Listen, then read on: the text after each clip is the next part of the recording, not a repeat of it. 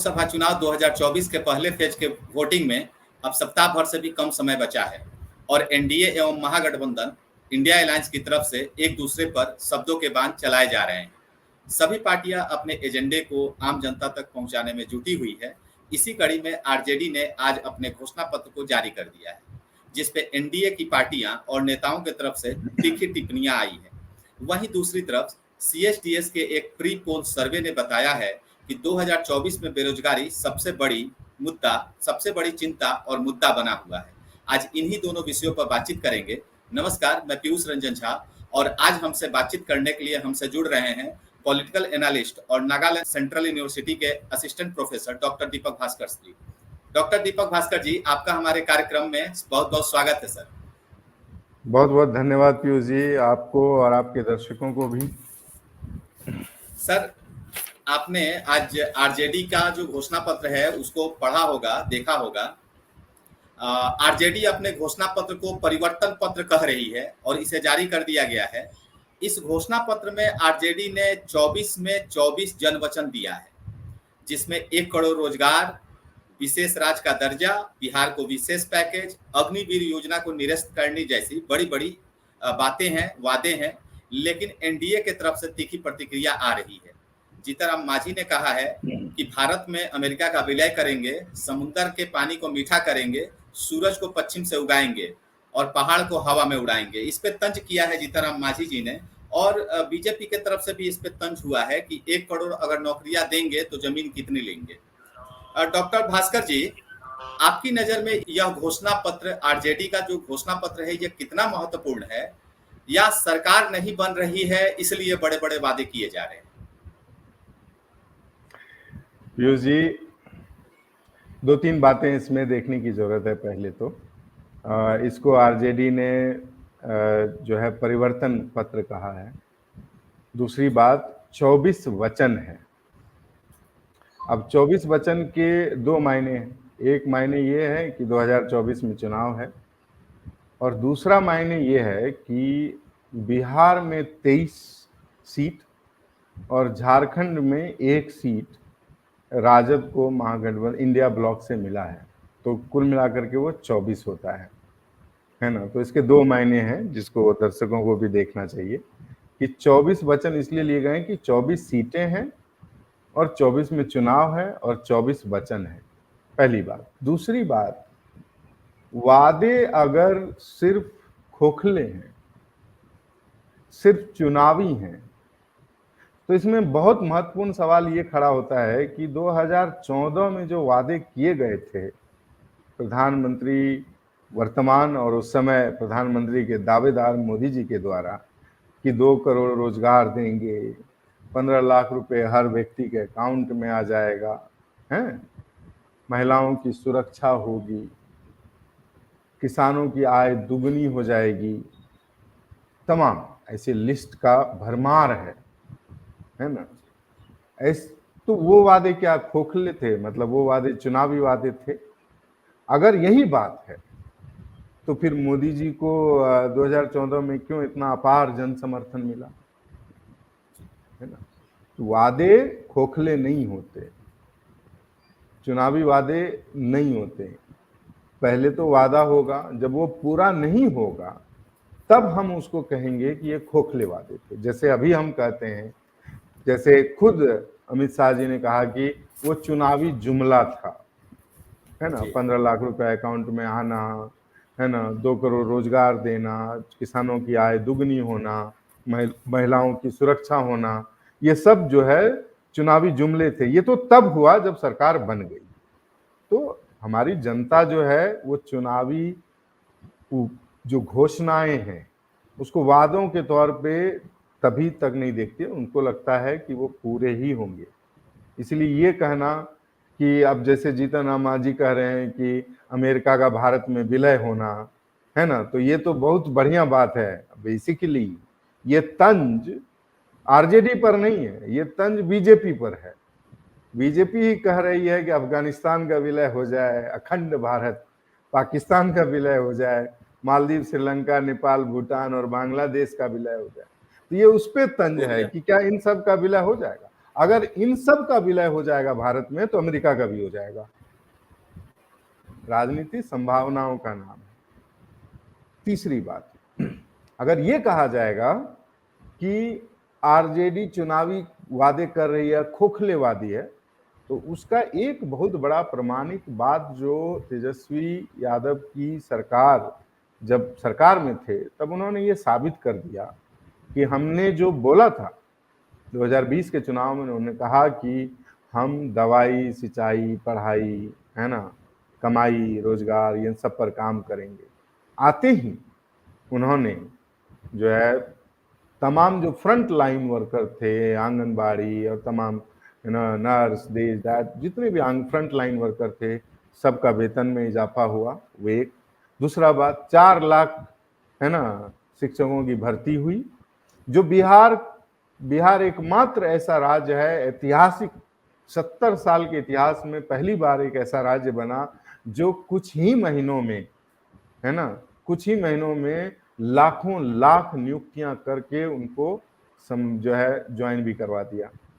नहीं तो ट्रेंड तो ये था कि यहाँ पर एग्जाम होगा, परीक्षा होगी, परीक्षा कैंसिल होगी, कोर्ट में जाएगी, कोर्ट से आएगी, फिर परीक्षा होगी, है ना, जब रिजल्ट आ जाएगा उसके ज्वाइनिंग के लिए फिर से रवीश कुमार के पास जो है जाना पड़ेगा, फिर रवीश कुमार जो है वहाँ 50 हजार शो करेंगे, तब जाकर के ज्वाइनिंग होगी।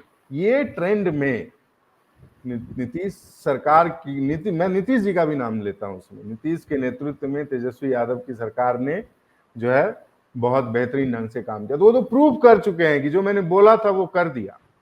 अगर हमको और मौका मिलेगा, वो तो बार बार यही कह रहे हैं कि हमको और मौका मिलेगा और समय मिलेगा तो हम बेहतर करेंगे, ठीक है ना। तो इसलिए ये जो चाहे सम्राट चौधरी कहें, अच्छा जमीन के बदले नौकरी, तो वो चुनावी बात है कि भाई क्या वो प्रूव हो गया है वो केस।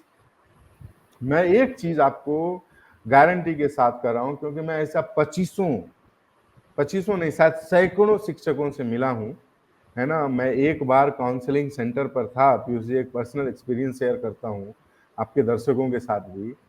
काउंसलिंग सेंटर पे जब मैं पहुंचा और मैंने जब कई लड़कियों को देखा और उसके चप्पल देखे, तो मुझे ये लगा कि ये अपने परिवार की पहली लड़की होगी जिसने एक एग्जाम दिया और नौकरी की।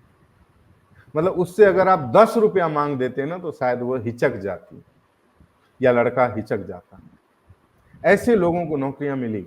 1 रुपया का कोई लेन देन शिक्षकों की भर्ती में नहीं हुआ। स्पेशली मैं पहले फेज की तो गारंटी के साथ कह सकता हूं, ठीक है ना। तो इसीलिए ये कहना कि नौकरी के बदले पैसा के बदले नौकरी मिल रहा था बिहार में, तो फिर तो ये नीतीश कुमार के ऊपर भी बहुत बड़ा सवाल है कि मुखिया तो आप ही थे, है ना। तो सम्राट चौधरी जी का स्टेटमेंट जो है ना वो पॉपुलैरिटी स्टेटमेंट है ना। वो जिस तरह के स्टेटमेंट दे रहे हैं, मुझे तो लगता है कि एक दिन जो है भाजपा को उनसे जो है किनारा करना पड़ेगा कि उनका व्यक्तिगत विचार है, हम पार्टी का कोई लेना देना उससे नहीं है। क्योंकि इस तरह के बातों को करना, और मैं अभी एक जन विश्वास यात्रा रैली देख रहा था, वीडियो देख रहा था, उसमें एक शिक्षक आया, बोला कि आप तो शिक्षक हैं। बोला हाँ इसीलिए कि मुझे टीआरई फर्स्ट में नौकरी मिली और बिना पैसे के पहली बार बिहार के इतिहास में कोई आदमी ये क्लेम कर रहा था कि मैंने 1 रुपया पेमेंट नहीं किया, फॉर्म भरने का जो फीस था उसके सिवा 1 रुपया पेमेंट नहीं किया और नौकरी मिली, है ना। और मुझे वो नौकरी तेजस्वी यादव के नेतृत्व में मिली। तो ये मांझी साहब जो बोल रहे हैं कि समंदर का पानी मीठा हो जाएगा, तो एक ना एक दिन मीठा होगा पीयूष जी, वो जरूरत पड़ेगी, क्योंकि आपके पास खारा पानी का ज्यादा भंडार है और कई वैज्ञानिक इस बात पर काम कर रहे हैं कि समंदर का पानी को ही एक ना एक दिन हमें यूज करना पड़ेगा। तो उस संभावनाओं से भी हम लोगों को किनारा नहीं करना चाहिए, क्योंकि पानी की कमी तो पूरे विश्व भर में है। तो और खासकर जहाँ गया से चुनाव लड़ रहे हैं मांझी जी, वहां पानी की समस्या, तो पानी की तो बहुत सबसे ज्यादा है ना। वहां पर दशरथ मांझी पैदा होते हैं, और एक आदमी का नाम मैं देख रहा था जो नहर खुदाई कर दिया 30 किलो, है ना, 30 साल से नहर ही खुदाई कर रहा था। तो मांझी जी और कोई भी हो, जनता को निर्णय करना है। और मैं जो परिवर्तन पत्र देख रहा था, वो परिवर्तन पत्र इंडिया गठबंधन के का एक्सटेंशन है पीयूष। जैसे कांग्रेस के मैनिफेस्टो में ओल्ड पेंशन स्कीम की बात नहीं थी, जिस पर हम लोग एक बार आपसे चर्चा भी किए, लेकिन जी राजद के घोषणा पत्र में ओल्ड पेंशन स्कीम की भी बात है। आप किसी की भी बात करें, कोई ऐसा सेक्शन नहीं है जिसको उन्होंने छोड़ दिया है। अगर कांग्रेस कह रही है कि हम आते ही पहली कलम से 30 लाख सरकारी नौकरी का जो है एडवर्टीजमेंट करेंगे, तो तेजस्वी यादव 1 करोड़ कह रहे हैं, तो नौकरियों का सृजन करना सरकार का काम है। और डेफिनेटली अगर नौकरियां उपलब्ध नहीं है तो वो सरकार करेंगी। और उन्होंने एक, जो मोदी जी कहते हैं ना कि अभी तो पिक्चर है, ट्रेलर है, पिक्चर अभी बाकी है, तो ट्रेलर तो 17 महीने में तेजस्वी सरकार ने दिखा दिया है, बाकी पिक्चर तो जी अभी बाकी है। 1 करोड़ मैं ये क्यों मान लूं, या कोई भी ये क्यों मान ले कि तेजस्वी जो बोल रहे हैं वो चुनावी वादे हैं और उनका पूरा होना संभव नहीं है। मैं तो राजनीति में ये अगर ऐसी बात है तो मोदी जी जो अभी कह रहे हैं, जितने भी वादे कर रहे हैं, है ना, वो सब वादे खोखले ही हैं, है ना, वो सब जी वादे खोखले हैं। और एक और छोटी सी बात इसमें जोड़ दीजिए, यही बात नीतीश जी ने अपने जो है रैली में कह दिया कि नौकरी की बात कर रहा है, पैसा कहाँ अपने बाप के यहाँ से लाएगा। आपको अगर याद जी है ना, तेजस्वी जी जी भी जी कई बार कहते हैं। तो ये तो तेजस्वी जी ने 4 लाख नौकरी दे दिया, है ना, नीतीश सरकार के नेतृत्व में दे दिया। अभी नीतीश सरकार जो है उनको सैलरी दे रही है, तो वो कहाँ से ला रहे हैं पैसा। मैं बार बार कह रहा हूं, देखिए स्टेट जो है ना, राज्य जो है, वो हीगल बहुत बड़े फिलोसफर रहे, उन्होंने कहा कि state is March of God on earth, है ना। राज्य जो है ना वो भगवान है, धरती पर भगवान है। और आप भगवान से कह रहे हैं कि उसके लिए संभव नहीं है, तो ये तो बेकार ही बात है ना। जी राज्य के लिए कुछ भी असंभव नहीं है ना, कुछ भी असंभव नहीं है। राज्य चाहे तो राम मंदिर भी बना सकता है, राज्य चाहे सोमनाथ मंदिर भी बना सकता है, जो कांग्रेस के समय बना, है ना। राज्य चाहे तो बाबरी मस्जिद का विध्वंस भी कर सकता है। ये सब संभावनाएं हैं। मैं तो ये भी कह दूंगा जी कि आप कैसे ये नकार सकते हैं, राज्य जो चाहेगा वो कर सकता है। ये जो जी राज्य के पास असीमित शक्तियां हैं, असीमित शक्तियां। कहता है लोग पैसा कहां से आएगा, है ना, पैसा कहां से आएगा। तो मैं ये पूछना चाहता हूं कि अंबानी के पास पैसा क्या आसमान से आता है? अंबानी के पास आसमान से पैसा नहीं आता, वो भी राज्य के अंतर्गत ही काम करते हैं। जब अंबानी के पास इतना पैसा आ सकता है पीयूष जी, तो वो राज्य के पास भी आ सकता है ना। जी डॉक्टर दीपक भास्कर जी, 11 अप्रैल को लोक नीति CSDS ने एक प्री पोल सर्वे जारी किया है, जिसमें लोगों से 2024 लोकसभा चुनाव के महत्वपूर्ण मुद्दे पूछे गए। 27% लोगों ने बेरोजगारी को और 23% लोगों ने महंगाई को महत्वपूर्ण मुद्दा माना है। आप हमें ये बताइए कि भाजपा जो इमोटिव या भावनात्मक मुद्दे उठाती है चुनाव में, जैसे जम्मू एंड कश्मीर, राम मंदिर, उसके लिए यह सर्वे कितना परेशान करने वाला है और 2024 के लोकसभा चुनाव को यह सर्वे कितना प्रभावित करेगा? पीयूष जी, भारत के इतिहास में मैं तो हाथ जोड़ करके वंदन करता हूं उन लोगों का जिन्होंने लोकनीति के सर्वे में पार्टिसिपेट किया होगा। क्योंकि आप सोचिए कि भारत कितनी बेहतरीन रास्ते पर चल रहा है कि जब हिंदुत्व, राम मंदिर जैसे मुद्दे, भावनात्मक मुद्दे को छोड़ करके अब जमीनी जनता के मुद्दे की बात हो रही है ना। इससे बढ़िया बात तो कुछ हो नहीं सकता। इसलिए तो मैं सबसे पहले भारत की जनता को धन्यवाद कहूंगा कि चलो देर से ही सही, कम से कम उन्होंने अपने मुद्दे की बात की, है ना। क्योंकि जनता ये बात जानती है कि मंदिर जाना, सभी लोग धार्मिक, सब लोग मंदिर जाते हैं, मस्जिद जाते हैं, है ना, वो पूजा पाठ करते हैं।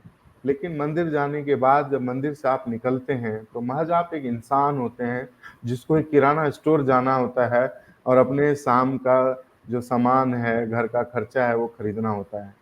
और उसको महंगाई फेस करना होता है ना, उसको बेरोजगारी फेस करना पड़ता है। बेरोजगारी और महंगाई जैसे मुद्दे जिस पर बिहान इंडिया के ही कार्यक्रम में आपने भी कई बार जो है इसको लगातार कंसिस्टेंटली उठाया है कि भारत के सबसे महत्वपूर्ण मुद्दे ये होने चाहिए। आज वो मुद्दे अगर लोक नीति के सर्वे में जनता उठा रही है तो पीयूष जी इससे बढ़िया कोई बात हो नहीं सकती है। और ये बहुत अच्छी बात है कि भारत का चुनाव अब धीरे धीरे मुद्दों पर हो रहा है, जनमानस के मुद्दों पर हो रहा है, जनता से सरोकार पर बात हो रही है ना? अभी बताइए, ये कहा जा रहा है कि अग्निवीर मुद्दा क्यों डाला गया? अग्निवीर को खत्म करना कितना आसान है। एक नोटिफिकेशन, एक गैजेट नोटिफिकेशन से अग्निवीर योजना खत्म हो जाएगी। उसके लिए कोई पार्लियामेंट में सेशन बुलाने की जरूरत तो नहीं पड़ेगी, है ना? एक gadget notification, executive notification, legislative notification नहीं, एग्जीक्यूटिव नोटिफिकेशन से वो योजना खत्म हो सकती है। उसके लिए आपको कोई कानून बनाने की जरूरत नहीं है। नौकरियों के लिए 30 लाख पद खाली हैं, है ना? और आपके यहाँ इतनी बेरोजगारी है कि आप कह रहे हैं कि योगी जी कहे कि योग्य नहीं है लोग। ये सवाल आपके ऊपर है कि लोग योग्य क्यों नहीं है ना? आपकी शिक्षा व्यवस्था पर यह सवाल है कि लोग, अगर आपकी शिक्षा व्यवस्था कैसी है जिसमें योग्य लोग पैदा ही नहीं हो रहे हैं, है ना?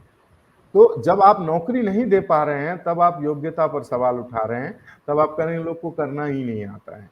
हजारों, लाखों, करोड़ों लड़के हैं, लड़कियां हैं जो योग्य हैं लेकिन वो बेरोजगार हैं। उनको आप कहीं सेट कर सकते हैं। इसीलिए मैं कह रहा हूं कि कांग्रेस का मैनिफेस्टो जब मैं ना हर 2-3 दिन पे एक बार पढ़ लेता हूँ, उसमें यही बात कही गई कि एक नौकरी, प्रथम नौकरी आपकी फिक्स की जाएगी अप्रेंटिस के द्वारा। अगर आप योग्य हैं तो आप वहाँ प्रैक्टिस करें, अपना नौकरी करें और अपनी योग्यता में और ज़्यादा वैल्यू एडिशन करें और उसके बाद जो है आप बेहतर नौकरी की तलाश करें।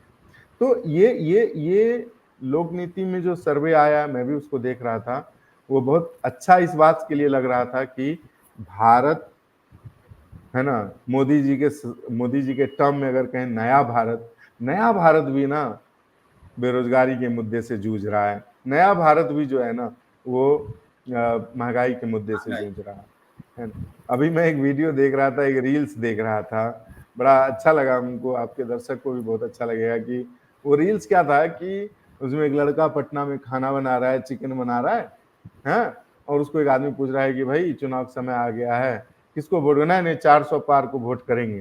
बोला क्यों? महंगाई इतना बढ़ गया भाई, तुम क्यों वोट करोगे उसको? बोला नहीं सब बढ़िया है, महंगाई का 4,000 रुपया लीटर करवा तेल बिकेगा ना तब भी हम मोदी जी को ही वोट देंगे, ठीक है? और उसके बाद वो तेल डालने के लिए अपना बोतल उठाता है ना, तो उसका तेल ही नहीं रहता है बोतल में, करवा तेल। तो उसको जो है वो बोलता है कि भाई सही में लगता है तेल तो कल ही खरीद के लाए थे, कितना तो दिया जो आज ही खत्म हो गया। तो उसको 2-4 थप्पड़ मारता है, मजाक में बोलता है अभी तो तुम बोल रहे थे कि महंगाई भी नहीं है, दिस दैट। हम यही कह रहे हैं कि लोग भावनात्मक, मोदी जी का कैंपेन में रोज सुनता हूँ, हर भाषण सुनता हूँ और बहुत गंभीरता से सुनता हूँ। मैं बार बार देख रहा हूँ पीयूष जी कि वो अपने भाषण को राम मंदिर, धार्मिक और भावनात्मक मुद्दों की तरफ खींचने की कोशिश करते हैं, ठीक है? लेकिन वहीं दूसरी तरफ क्या देख रहे हैं?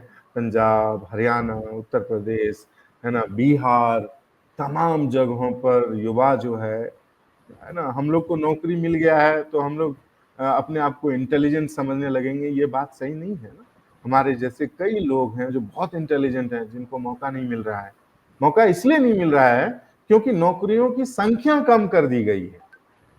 आप अगर यूपीएससी में पहले मनमोहन सिंह की जब सरकार थी, 1000 से ज्यादा सीटें एडवर्टाइज होती थी पीयूष जी, है ना? 2004 से लेकर के 14 तक का आप देख लीजिए। 2013 में 1362 या 64 सीट निकली थी। तब 1300 लोग आईएएस बनते थे या यूपीएससी क्वालिफाई करते थे। जैसे ही मोदी जी आए वो घट के 600 हो गया, फिर वो घटता घटता अभी घटता ही जा रहा है, पता नहीं जाते जाते वो 100 पर लैटरल एंट्री भी आ गई है, लैटरल एंट्री भी आ गया। तो अब 600 लोग ही बनेंगे ना, मतलब आप समझिए इस बात को, सीट बढ़ाएंगे तो ज्यादा इंटेलिजेंट लोग मिल जाएंगे, 1300 लोग इंटेलिजेंट हो जाएंगे। सीट घटाएंगे तो 600 लोग इंटेलिजेंट। ये मामला सीट का है, ये मामला नौकरी, 30 लाख नौकरी जो खाली पदे हैं उसका है। आप सोचिए 30 लाख नौकरी अगर आपने पीयूष जी दे दिया, आप समझ रहे हैं कितना पॉपुलेशन को आप एड्रेस करेंगे? 30 लाख गुना मिनिमम 4 कर दीजिए। 120 लाख इंडिविजुअल को के प्रॉब्लम को आप एड्रेस करेंगे, मतलब 1,20,00,000 लोग का जीवन बेहतर हो जाएगा एक नोटिफिकेशन से, एक।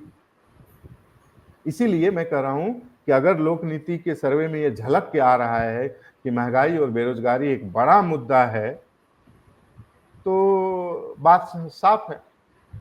और मुझे तो बार बार यही लग रहा है कि मोदी जी इतना परेशान क्यों है। राम राम अभी देखिए, एक दो बातें और मैं कहना चाहूँ, कितना गंभीर गंभीर बात किया जा रहा है पीयूष जी, है ना। भारत के चुनाव के समय में मोदी जी जब प्रधानमंत्री, है ना, कार्यवाहक हैं, तब वो गेम मेकर से मिल रहे हैं, तब वो इलोन मस्क को बुला रहे हैं। ये गलत बात है, ये कितनी गलत बात है। आप इलोन मस्क से चुनाव के समय में क्यों मिलेंगे, है ना।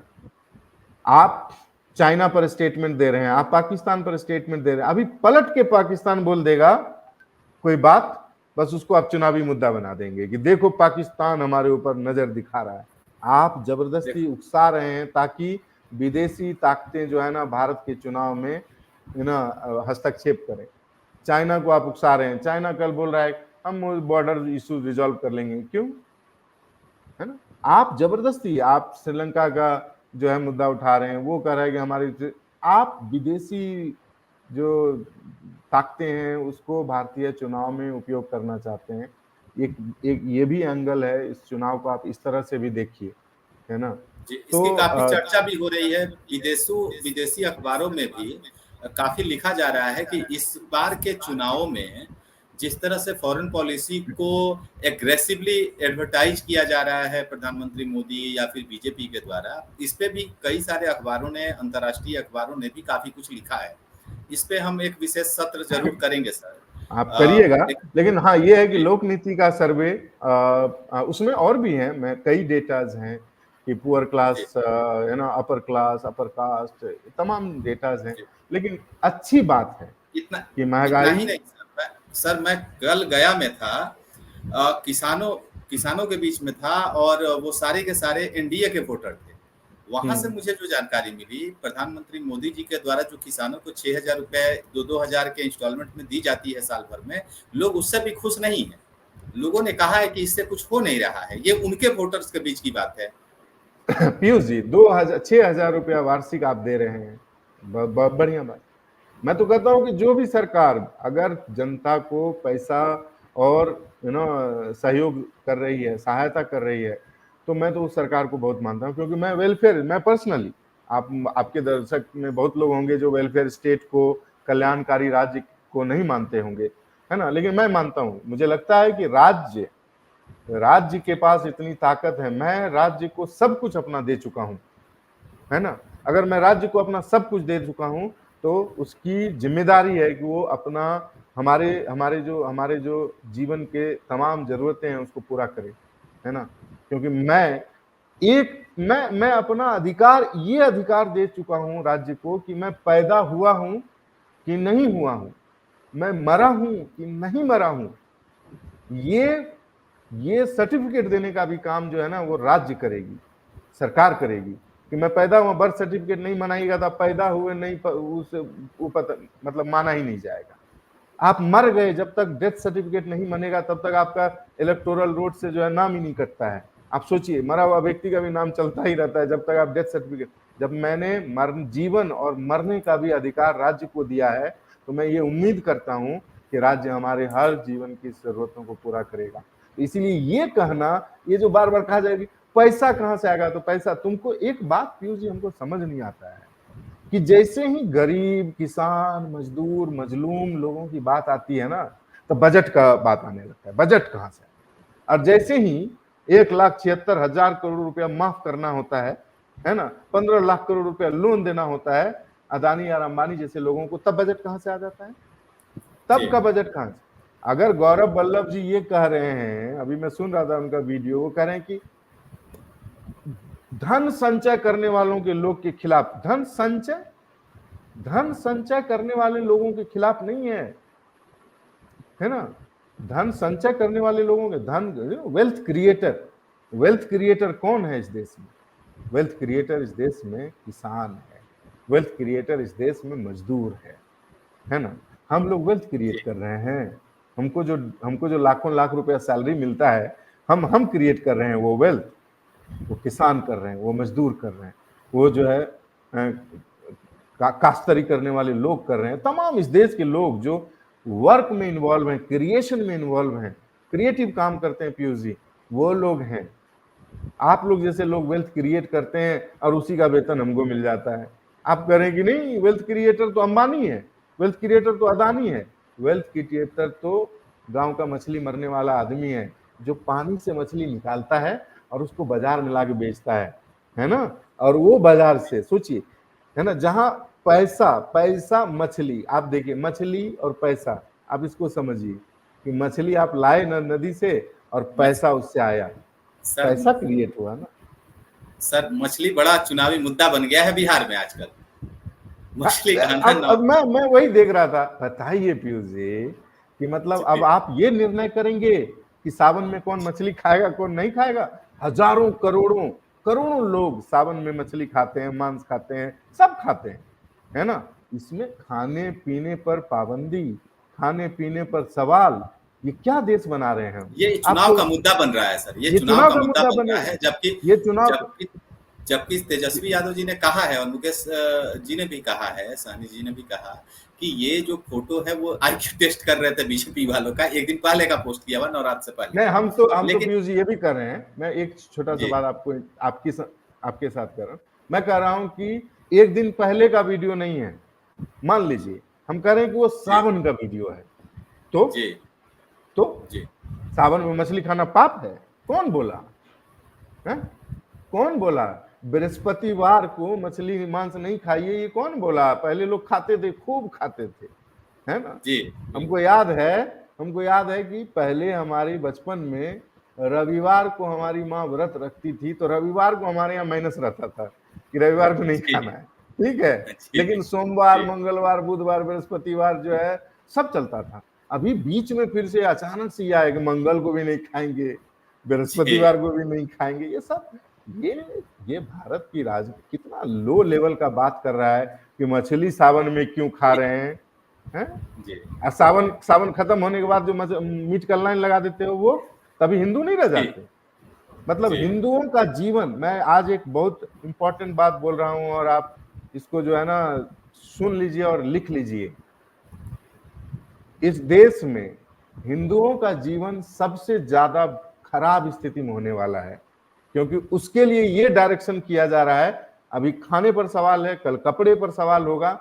हमारी लड़कियां जो है ना, जो आज अपने हिसाब के कपड़े पहन पा रही हैं, अपने हिसाब से जी पा रहे हैं, उन सब के लिए एक रूल्स बनेगा कि सब ये गुलाबी रंग का जो है बॉर्डर वाला साड़ी पहन के जाएंगे, है ना। तो आप सोमवार को नहीं खाएंगे, एक दिन आपको उपवास ही रखना है, पूरा दिन ही नहीं खाएंगे, है ना।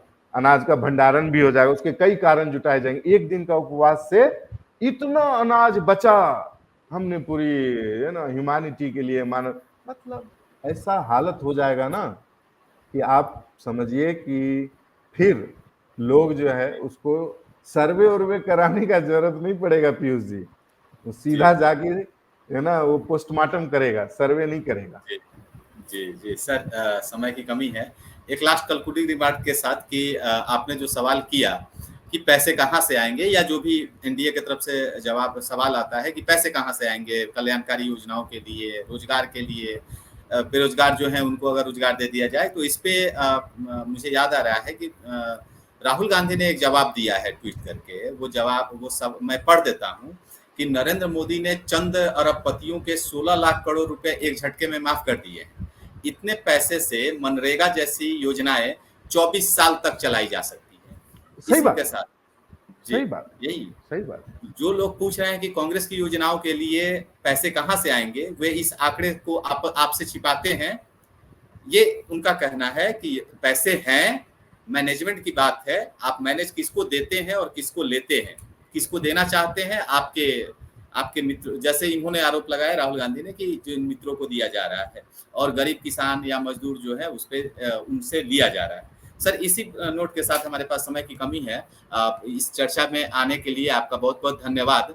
अगर आपको हमारा वीडियो पसंद आया हो तो बिहान इंडिया के चैनल को लाइक कीजिए, सब्सक्राइब कीजिए और अपने परिवार और अपने दोस्तों के साथ शेयर करना ना भूलें। साथ ही हमारा बेल आइकन भी जरूर दबाएं और हमारा चैनल ट्विटर, फेसबुक और यूट्यूब पे है, तो तीनों जगह अपना सपोर्ट जरूर दिखाएं।